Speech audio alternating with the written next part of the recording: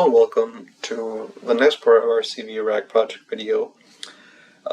This might be your first video that you watch because we have given you already some embeddings that we had embedded a few days ago.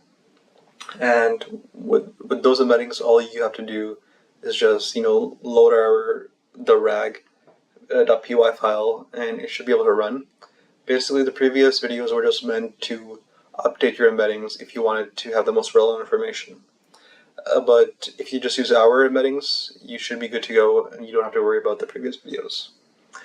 Anyway, so with this part of the video, I'll be showing you how to run the project.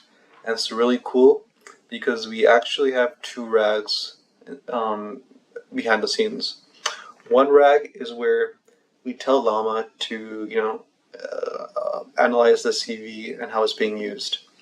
In this case, we aren't using any embeddings. All we do is open the specific JSON file from our CVE list v5, and it gives Llama only that relevant information. Now that's really helpful because it doesn't give you some relevant CVEs that don't have to do anything with the CVE, for example 3400, which is mentioned in the report. In this case, we're giving it only the correct information and nothing else. So with that, Llama 3, our LLM, is not being confused. And we have another rag behind the scenes that, for example, if a CVE number does not exist in our database, it could use the embeddings and it retrieves some relevant information or relevant CVEs that match the use of the fake CVE in the report.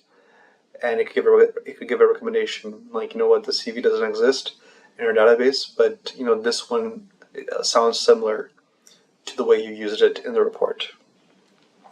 Now I have two reports. One is called Converge. Let's see this one. Okay, it's called Converge Threat Intel Report 2024 May. With that, we have a CV called CV 2024-3400. Let's just make sure that is the case. 3400, if I remember correctly. Yeah, CV 2024-3400. That's the only CVE being used. So let's analyze this report and see what Llama thinks about it. I'm just going to copy the name of the file path of the PDF. So if we just do Python 3, the rag.py, this might be something much more nicer like CV rag, so the rag, but let's run this application.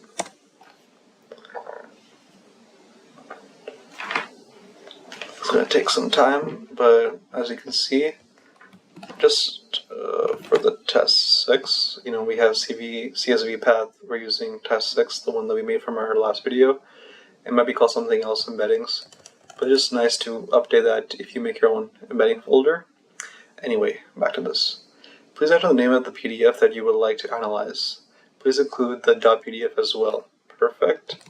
Let's use this one, and we can see this report is in our repository.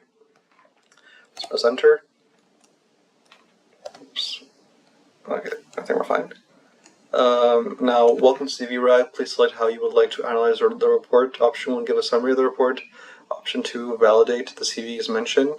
As 3, ask a general question about the report. And now, let us type number 1. Give a summary of the report. Now, we have a few options. Option number 1, option number 3 are a bit general. Option 1 to summarize the report. Option 3, you can ask anything about the report.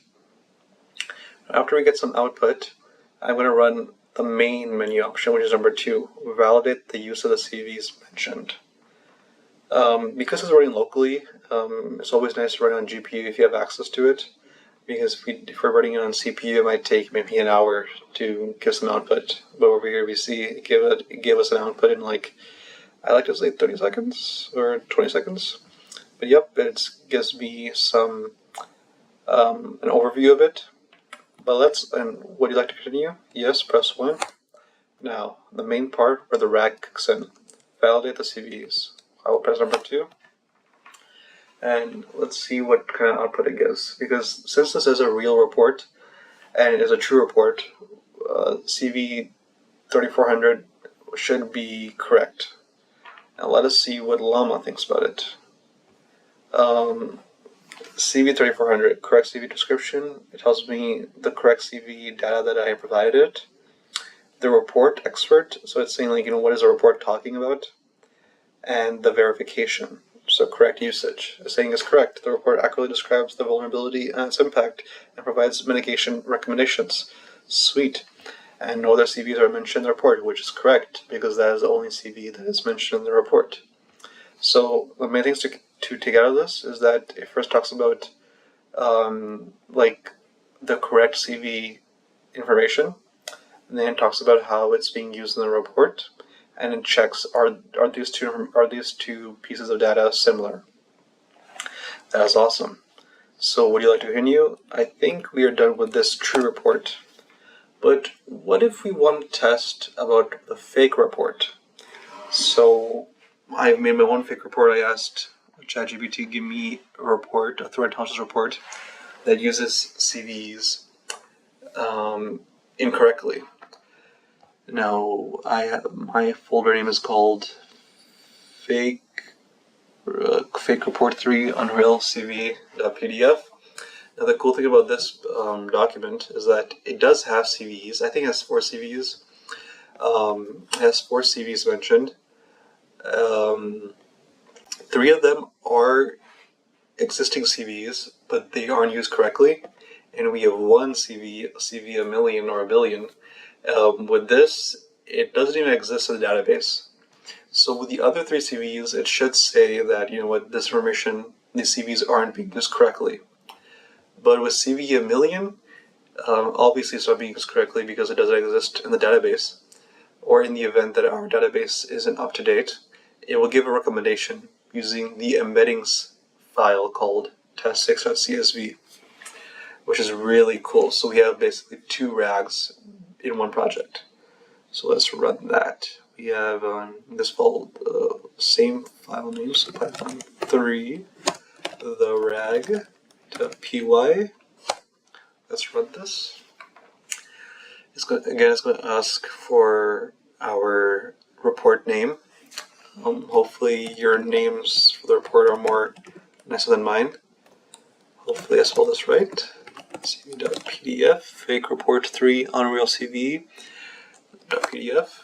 Sweet, I think I spelled it right. It's saying could not find CV 2024 million. I will report it to you later. And by later, it means when I talk about analyzing the CV, which is option 2.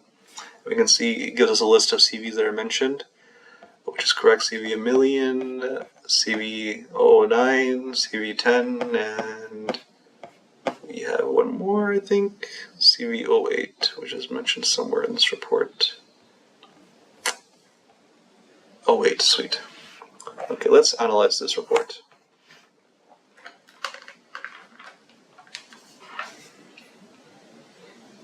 It could take some time, but GPUs are the name of the game when running LLMs locally, and it should be giving output in maybe, I think, 20 seconds maximum. And right now it's just the LLM's just reasoning. Okay, let's see what it says. Starting with CV a million. It's saying correct CV description, none, fictional CV identifier, which is correct because CV a million does not exist in our database, so it cannot retrieve relevant CV information. Report expert, it gives me how it's being used in the PDF. Verification, incorrect usage. Explanation of the report mentions a fictional CV identifier, which is not a real CV. Additionally, the description of the vulnerability does not match any known CV. Awesome. CV 08. So with this case, with a million, we will be given a recommendation at the end of the output. But right now it just says it's incorrect. CV 08, it does exist, but what does Llama think about it and its use? Correct CV description gives me the correct number. Incorrect description, verification, incorrect usage, awesome. Same thing, incorrect usage, awesome. Last one, incorrect usage, and it gives me direct quotations and why it thinks it. Awesome. Now, in summary, all CVs mentioned in the report are used incorrectly as they do not match correct CV description. Now, this is where the recommendation part comes in for CV a million. Based on the provided text, I would recommend CV 2024 23,798 as the most closely resembled CVE. Here's why. Both CVs are buffer overflow vulnerabilities. Both allow remote attackers to execute arbitrary code, and it gives me all the reasoning. While there are some differences in details, the overall characteristics of the two vulnerabilities are similar, making CVE 2024 number a good match. Would you like to continue? I would say no. Now, that is our CVE rack project. I would like to just summarize it. Given a report, Llama 3, our LLM, analyzes the report, and it basically just validates the CVEs. And in the event that the CV number does not exist in our database, for whatever reason, for example, we didn't update our data, or the CV number does not exist at all, it can give a recommendation. So we have two rags, one for recommending and one for giving the data of the CV numbers mentioned in the report as relevant descriptions. Thank you so much, and I hope you have fun with this report. If you have any questions, just feel free to let me know, and thank you.